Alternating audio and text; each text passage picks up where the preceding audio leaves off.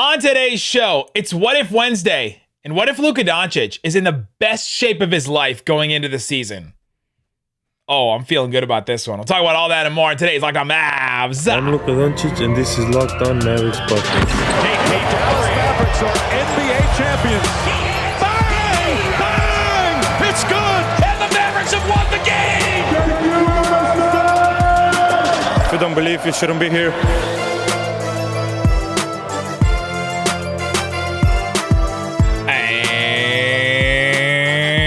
Welcome. You're locked on to the Dallas Mavericks. My name is Nick Angstadt, media member and NBA channel manager for the Locked On Podcast Network. Thanks for making Locked On Mavs your first listen every day. We are free and available on all platforms, including YouTube, where the best way you can help us grow the show is to comment your team every day below. Let us know what would happen if Luka Doncic came in best shape of his life going into the season. What would happen to the Mavericks? What would happen to Luka? Let us know. Today's episode is brought to you by BetOnline. BetOnline has you covered this season, more props, odds, and lines than ever before. BetOnline, it's where the game starts. And joining me, multiple-time guest, friend of this show from the Gunshot Podcast, Lauren Gunn. What you got for me? Oh my gosh, it's good to be back. It's a boring time of the year right now, so I'm glad we've got something to talk about because I need it. It's a slow time. It's a time to dig into some other topics, some hypotheticals, some, we talked about a potential Westbrook trade. And right before we hit record, I almost talked you into a potential Westbrook trade for the Mavs.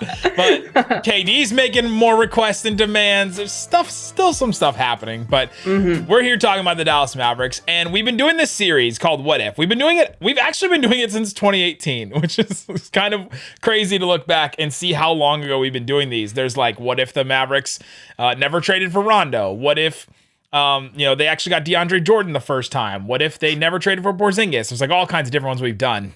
And this one is one looking forward, not necessarily one looking back. It's what if Luka Doncic came into this season in the best shape of his life? Because there was a quote recently from his trainer, and it piqued everyone's interest. Front page of Reddit on Reddit NBA and Reddit Mavericks, like all over the place, this quote. And all the comments were just, the league is effed. Like, now those are all the comments underneath it from Mavericks fans, from non-Mavericks fans, because this is what we've all been waiting for. And this is what he said, Luka Doncic's trainer. Shortly after the end of the season, Luka contacted me and said that he wanted to start fitness training immediately. Together with Goran Dragic, they worked for 3 weeks. The national team action followed. When he went on vacation, he asked me for a work plan. He remains active. I am in contact with him on an almost daily basis. He keeps his shape. He will improve everything during the national team practices. Well, he will prepare with maximum effort.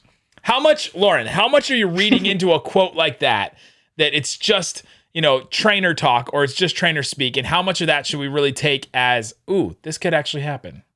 Yeah, I mean, well, I like that he says he contacted me immediately and said that he wanted to get started immediately. I like that, and I can't help but think that, you get a taste of the Western Conference Finals and you want to get back there, and that one thing that you can do to help you get back there is to come into the season in the best shape of your life, potentially.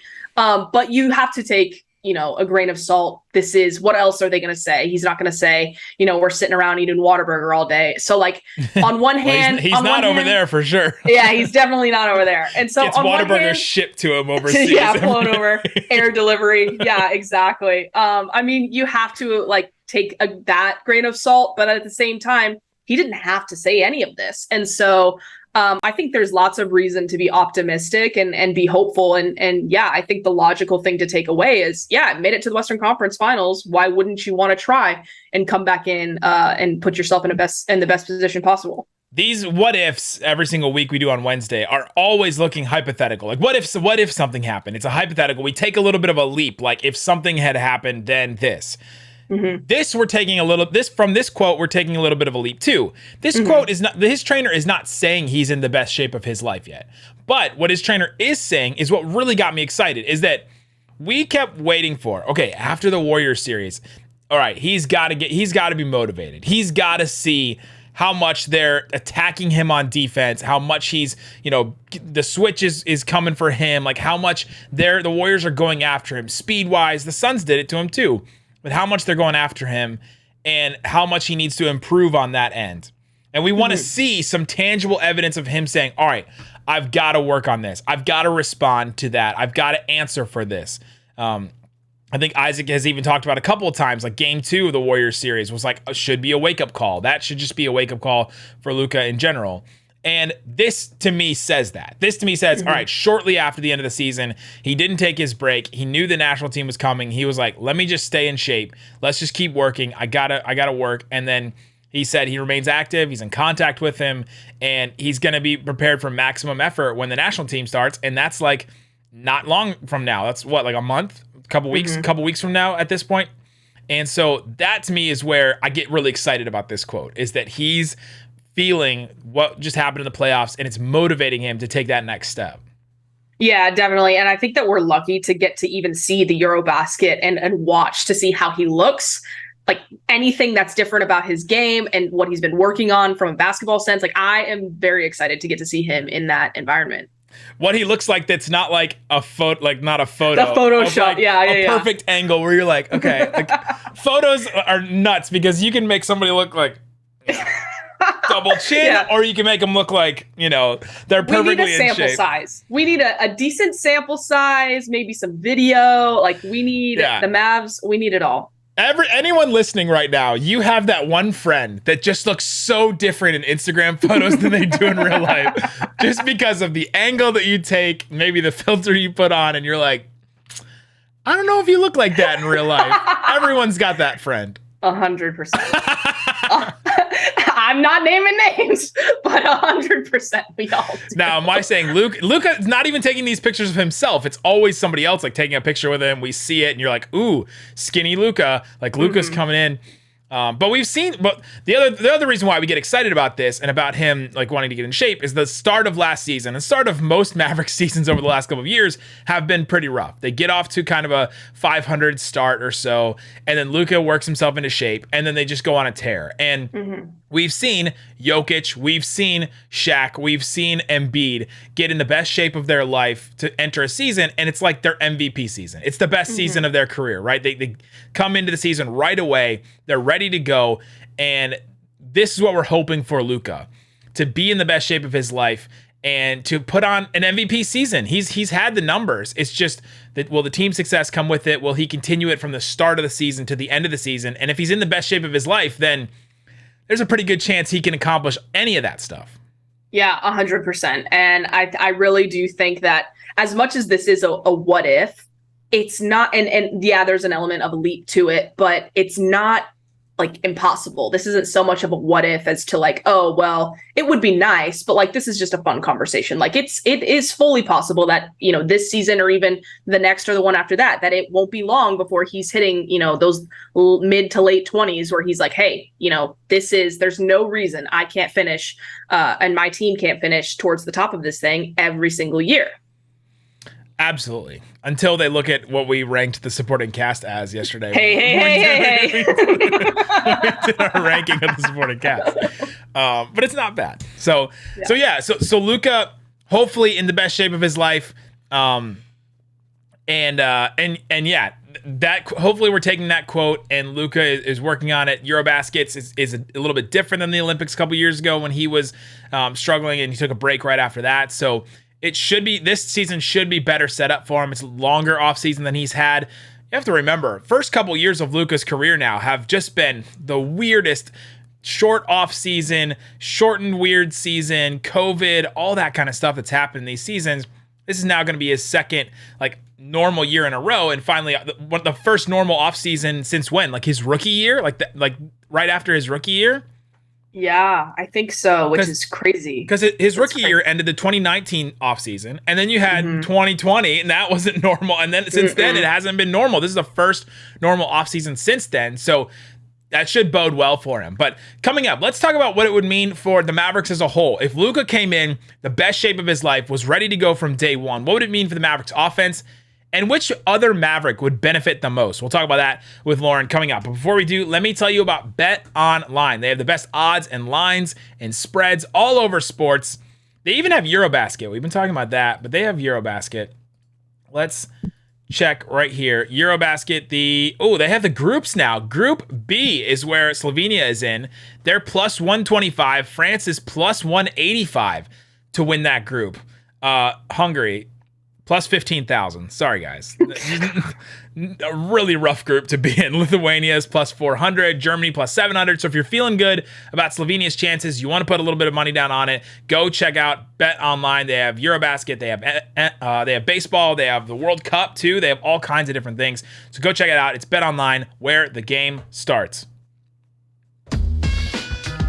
All right, Lauren, we're getting into a what if. What if Luka Doncic came into the season best shape of his life? His trainer's feeling good about his activity. We're excited that he wanted to get to work right away, right after the season, wanted to stay in shape. But what would it need for the Mavericks offense? I think one of the biggest things is they would start off better than they've started off in the past. I mean, it started last season 16. We forget when you look at the win totals from last year, Mavericks started 16 and 18. I'm going to keep reminding people that over and over again because both the Mavericks and the Celtics have this crazy, weird, started off really bad and then finished the season so strong. And that's why they went to the Western Conference Finals and then the finals, because they just finished so strong and they were peaking right at the right point. But the Mavericks, if they start the season a little bit better, season is long, anything can happen, put injuries aside and all that, it would bode well for the Mavericks. Like, they could have gotten easily like another 5 to 6 wins if they had just started off the season better than they did. Yeah, it's crazy to think about. And I mean, the West is obviously going to be more difficult this year, but even last year, in the last couple of months, everyone's sitting there talking about, okay, who are they going to end up playing? Do we want the Jazz? Do we want, this team to fall, this team to fall? Who do we want to play come playoff time? And so in the West, it does matter. And, the first couple months are huge, even though a lot of teams have a lot of different things to figure out. And it does look like the Mavericks are going to be one of those teams this year with all these, new people. But having Luka in great shape would obviously help them a good bit in that department. I think it also, we'll talk about his MVP case in a little bit, but I think it would also matter a lot for his MVP case if he came in right away, because there's something about how slow the Mavericks started and how much he had to overcome since Jokic had such a good year, Embiid had such a good year, Giannis was having such a good year.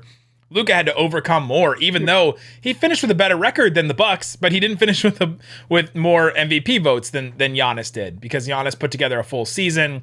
Maybe his stats are a little bit better, but you start to look at those things, and if he starts off really well, then the narrative follows him a little bit more. There's less to overcome. So many people in the YouTube comment section take a shot every time we say narrative about the MVP. It just happens because there's just so much is driven by that. Yeah. But what would Luka Doncic being in the best shape of his life mean for the Mavericks offense? Lauren, would they finally run a little bit more? I hope so. I would love to see them get out and run and just maybe pick up the pace a little bit, because what drives me crazy is that they do have athletic, like solid athletes on the team. It's just there are sometimes when it's like, okay, outside of Luka, maybe even outside of Dinwiddie, sometimes the finishing ability isn't always, top tier, but Luka will find you. I would love to see them get out and run. That would really just make my heart happy, but I don't know that I'd be putting all my money on it. The thing is, they just, between Luka and Brunson, they just had these two guys that just set up and go to work, right? And when you set up and go to work in the half court, you just don't run very much. Right. And they just slow it down. They have these guys, and the other guys, Dorian, Bullock that you mentioned, they spot up, and they're not driving the paint. They're not handling the ball in the open court. They just don't have anybody like that, except for your boy, except for Josh Green. It's kind of like that one guy. If he takes a leap forward, if he takes another step, then maybe they get out and run a little bit more. Luka pushes the pace a little bit more if he's in better shape to start the season. I don't know if that factors in a whole lot, but maybe they run just a little bit more than none that they did last season. And I don't think Christian Wood and JaVale McGee really helped that either, even though JaVale McGee can still run the court. Like, that's one of the few things he's super good at. And Christian Wood is pretty athletic as well. But any other change? One other change to the offense, which I talked about this in our MVP case for Luka podcast the other day. He has to be better at finishing the rim. Last year, he did not finish at the rim very well at all. And I think if he was in better shape to start the season, he finishes around the rim better. He takes contact better. He has enough momentum, and he has enough almost like stamina to get to the rim and finish the way that he needs to, because he takes so much contact going to the rim and finishing around. You look at his 2-point percentage over the last couple of years, it was like 65%, 67%, and then went down to 62% last year. And that's where he struggled. If he improves that a lot, then that's a big win for the Mavericks offense and for him as a player individually. Yeah, it was like, so since obviously the Mavs got Luka, there was a minute where it was like, why doesn't he utilize this mid-range game more? And why, if he could just make that a bigger part of his game, he would just be so much more lethal. And then he started doing that, and it was just like, man, okay, what's next? Where can you possibly expect him to get better, or hope that he gets better? And now we're looking at, finishing at a higher efficiency in terms of finishing, and how health and stamina and being in good shape all plays into that.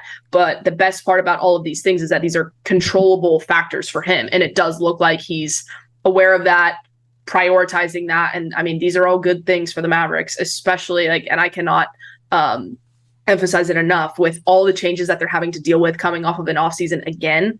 You have to have as many things on your side as possible. So this does look like a really good thing for them. And I'm sure everyone's just as excited as the fans are, really. I think also my conspiracy that Jason Kidd is using this Christian Wood benching as like a motivating factor for him, to get him to do the things they want to do on defense, to eventually get him into the starting lineup. But if they do that, then they can easily play 5 out. If he's gonna be the center. And the last time we saw Luka Doncic play in a 5-out system, they were the best offense in league history. The last time we saw him play in a really good one with Porzingis and actually spacing the floor, because he spaced the floor better than Maxey or whoever else. And so if that happens, then I think that bodes so well for their offense, to have that piece of it, and then also Luka, best shape of his life, playing the best of his life.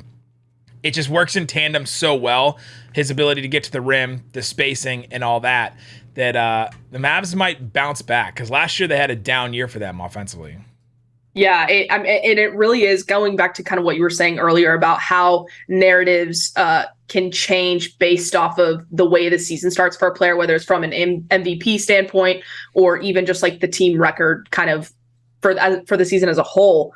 For them to be able to pick up and start the season off with a bang, instead of going kind of 500 or even a little worse than that, that would do so much for them. Not even just from like where they finish or Luka and the MVP standpoint, but sometimes even just the league perception of your team. If you start off slow, sometimes having to overcome that is much more difficult than starting off hot, and then the way your team is perceived after that. And that all comes into play when you're talking about market value, guys whose market value you're trying to get up there. Like, these all come into play. And it, again, Luka getting in shape plays into what the record might be coming out of the gates. And those are all things that they need to obviously be aware of. And some of those things aren't in everyone's control, but trying to get things started on the right foot is a really, really big thing, and should be a big priority for them.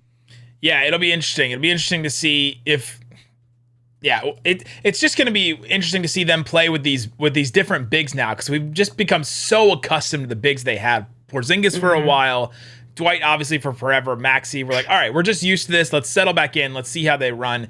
And now with these two different guys, they have so many more options. Like, you have the pick and pop availability with Christian Wood, pick and roll as well with him. He rolls better than Porzingis did. So that's going to be more of an option than they've had in the past. And I'm excited to see how that works. The rolling with JaVale McGee is better than the rolling with Dwight Powell even. And Luka has made Dwight Powell an incredible role guy. And so that is going to be interesting to see how they make that work. Coming up, though, which Maverick would benefit the most? Let's talk about the rest of this roster and who would benefit the most if Luka came in the best shape of his life. And then we'll talk about the MVP for Luka, who's in his path, and what it would mean for Luka. We'll talk about that coming up. All right, Lauren, we're continuing our What If series. What if Luka Doncic is in the best shape of his life going into the season? Which Maverick would benefit the most if Luka came in best shape of his life to start the season? I do think you can make a case for a few, but for me, it's easily Christian Wood, because even in the event that he doesn't kick off the season in the starting lineup, which I believe he will be in the starting lineup, I do think he'll end the season in the starting lineup and in the closing lineups. And so if Luka comes in the best shape of his life, with Christian Wood being kind of the only other guy in the offense that can get his own shot, pending whether or not Spencer Dinwiddie is also a part of that lineup, if Christian Wood is the only other guy that can really create his own shot, then having Luka in the best shape of his life makes his life easier, because if if Luka's in good shape, he's not going to have to necessarily defer completely to someone else to be able to create their own shot down the stretch in the second quarter. At the end of the first quarter, if he goes back to playing the whole first quarter, whatever the case may be, I do think it will kind of take the pressure of Christian Wood having to score a bunch of points off of him a little bit. Yeah, it's going to be interesting to see how they work together, and then how much Luka can add to his game, because you just look at the point guards Christian Wood has played with. I mean, it is not a great list. No, it isn't. It really isn't. It is not the Jason Kidd, Steve Nash of point guard lists. Like, he has not played with many, and so I'm interested to see how they work together. But him being in the best shape, it helps him navigate, in the lane, helps him to stay ready when he's coming off of drives, to be able to kick back, to be able to hit Christian Wood, to know where he is, all that stuff. Like, just everything improves when you're in better shape. But my answer to this question, I think, is Spencer Dinwiddie, and I think it's because who else late in games is going to be given the ball and asked to do anything, or even thought of to do anything once they have the ball in their hands and they're not wide open? It's just Spencer Dinwiddie at this point. Maybe Christian Wood. You mentioned he has some. Like, he has some ability to get his shot. I don't think last 2 minutes of a game, last minute of a game, you're asking Christian Wood to do anything. The Mavericks have asked Spencer Dinwiddie in last season, his very short sample size, to like do something with the ball, or Luka's out, do something with the ball against that Kings team when they had that huge comeback. And if Luka's in better shape, he's better down the stretch. It takes pressure off of Spencer Dinwiddie, and I think that's going to be huge, because there's going to be a lot asked of him this season with no Brunson and no other ball handlers. So far, like, we had Greg St. Jean on our podcast, and he said that their other ball handlers are Josh Green, Frank Ntilikina, and Jaden Hardy, and we said, okay, that is quite the answer. So it's literally just Luka and Dinwiddie until another move gets made, until whoever else, the KD or Donovan Mitchell trades go through and the Mavericks end up with somebody else. But until that happens, it's just Luka and Dinwiddie, and any way that Luka can take pressure off of Dinwiddie is going to help him, because there's going to be a lot on him. Yeah, I definitely think Spencer Dinwiddie is going to benefit. I mean, I think he's going to benefit in a lot of ways this year, and not even just when it comes to Luka's physique and how that will impact the load, the shot, just anything that gets thrown on him. I think the increased role is going to be really solid for him. I feel like they trust him enough, and like you said, they have to. Like, besides Luka, who else are you looking at? And so for Dinwiddie, I really do think he's going to have a really good opportunity to step up, earn the trust, establish himself potentially as a starter. I can't imagine. I think it's going to be a similar thing to last year, personally. And then down the stretch, I think that he's another guy who looks like could potentially be in the best shape of his life coming into this season. So having those two locked in, trusting each other, I do think that it could actually be a pretty lethal backcourt with those two. Because I don't know, I'm a big Dinwiddie believer right now. Even though there were some rough playoff games, I'm a big believer. I feel like so going in, like, heading to training camp, going into all that preseason, I feel like, I don't know if you remember, I think you were on the show last year when we did the Kristaps Porzingis first healthy offseason, and we took a drink. We took a drink every single time. I feel like the new drink is gonna, like, phrase is going to be, this is Spencer Dinwiddie's first off season, or the first full year since his ACL injury. Like, I think that's going to be that's going to be the thing is, Dinwiddie's coming off, this is his first full year after removed from his ACL injury. Like, that's going to be the new thing, and everybody's better going into their second year. But it's true. Like, it becomes a cliche because it's true at a certain point. And so, yeah, that'll be really interesting to see how those guys play together. But I think if Luka comes in best shape of his life, Dinwiddie benefits a lot, especially late in games.